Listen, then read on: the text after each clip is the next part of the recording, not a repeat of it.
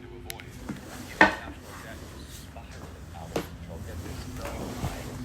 $275 billion in a single day. That is according to the country's Treasury Department. To give a bit of context here, this figure exceeds the total Russian debt and is nearly Russia's yearly spending budget. Let's try and get our heads around this with RT contributor Chris Evans, who's now joining us here live in the studio. You know, Chris, it's stories like this when somebody says to me, Rory, you know, how big is the universe? I don't know. You know, how big is US debt? I can't get my head around this either. The numbers we're talking, they're nearly inconceivable. Yeah, you're absolutely right, Rory. They're extortionate. They're actually unfathomable, using a big word there. You know, if we look at the actual figures, the US debt is over $33 trillion now. I mean, these are numbers that you just could never imagine how a country could ever get to a point where essentially, in my opinion, money is worthless, right? I mean, you know, as we had just at the beginning of that clip there, we looked at comparing the two countries. So going into Russia, we look at the US debt, 33 trillion. 275 billion in one day being added to that balance sheet, and compare that again to the Russian budget, right? This is the entire annual budget of the Russian Federation is $290 billion for this 1 year. Even worse, Rory, if we take, let's say, a country which is accelerating at such a rapid speed, China, right? We're always talking about China now and the growth of China. The US debt, right? The pace of debt per month is $1 trillion. If we look at it, we've looked at this daily. Say that again, Chris. What did you just say? Sorry, one more time, please. Okay, so the debt pace of the entire US economy per month now is $1 trillion. You can't be really? Yeah, right. The entire budget for the entire Chinese economy, the entire country, i.e. the money that China actually spends on its economy every year is $4 trillion. So the US, I mean, how do they keep up? The question is, Rory, really, how is the US going to keep up in this ever-changing, multipolar world where they just think that printing money is the way to get out of it? Yeah, I mean, I know, but also one of the issues is you got to wonder how much are their interest payments as well. You know, I guess, Chris, how did US debt snowball to such an avalanche? Yeah, it's a really great question, Rory. So there's a few different things. I think the first thing is this unfunded spending that happened during the COVID-19 pandemic. You know, the US created this thing called the CARE Act, but it's not very caring now to the people living on the breadline. But at the time they said, let's print a load of money, let's borrow loads of money and just give this away to people without funding exactly what would happen. It's a stimulus thing. COVID was an awful thing for so many people and it affected so many lives. But just giving away essentially free money, most of that money really went into the US public markets, into US corporate companies, who also then borrowed on top of that. So it's just a sliding scale of constant debt. It's a bit like if you and I went out with our credit cards right now, decided we were just going to run them up and had no idea how we could ever pay them back and just not think about it. That's essentially what the US government did with the entire economy and the way that US businesses, just like in 2008 with the financial crash, behaved. They just saw the party of this free money, took it, and now they're reaping the consequences. Yeah, just kicking the can down the road. Chris, I mean, I know you've always got your finger on the pulse of all the global finances and all the cryptos and this, that, and the other, but it looks, I mean, legitimately, it looks really concerning what the future of the US dollar is going to be, because, you know, if the dollar has a crash, none of us are going to escape unscathed. You know, it's the global reserve currency, and what do you think the future holds? It's really hard to see. I mean, if we look, you know, you mentioned crypto. Just yesterday, they just added basically the entire market cap of Bitcoin to their debt in one day, right? And the market's reacting to this. I mean, we've seen it even this morning looking at this.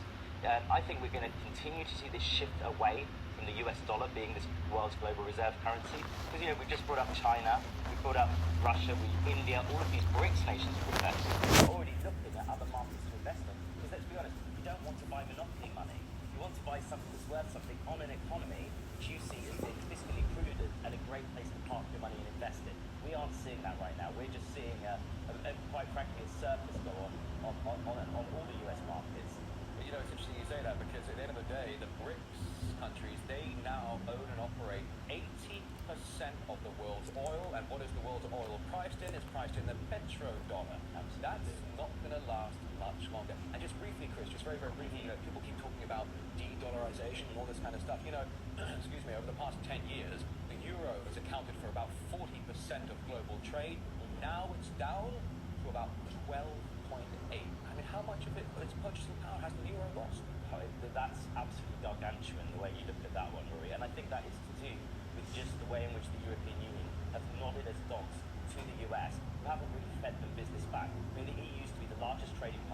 China. It still is to some respect, but losing that relationship that they've lost with China by following US foreign policy, with, like, as I said, like nodding dogs, has just really damaged the European economy, and I think maybe irreversibly. Yeah, it's the G7 countries we're really talking about now. Chris Evans, it's always so good to have you on here, but it's also really, really worrying every time you come on.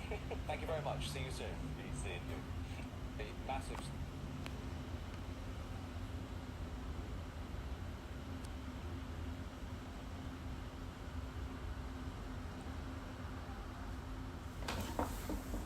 Ezekiel 7:19, they shall cast their silver in the streets, and their gold shall be removed, and their silver and their gold shall not be able to deliver them in the day of the wrath of the Lord.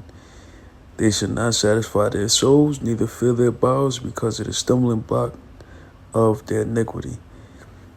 I want to give all praise to Yahweh, Ba'ashem, Yahushua, Ba'ashem, Makha, Kadash, the Mahanisha, the Jim Mansur Ruel. Salutations to you, Akim, out there pushing this word to city, risking your freedom and your life to do so. I wanted to play that video first, man, and really just kind of like let that sit in. America is spending $1 trillion a month to fund its wars and other policies across the world. China spends $1 trillion a year. Russia spends about 300 billion. What does this mean? All nations want to get rid of the dollar. The dollar has to come back to America. If you have $33 trillion come back at once, the value of the dollar is going to be nothing. All right? So we're living in a time of super hyperinflation. And the reason why I read Ezekiel 7:19 is because the paper dollar that you hold in your hand like a phone book, or you want to plink on $1 million, is literally going to be toilet tissue. Ain't going to be able to buy you squat shit. Nothing. You see what I'm saying? It won't be able to buy you nothing. But to be able to wipe your butt with it. All right? This is Zephaniah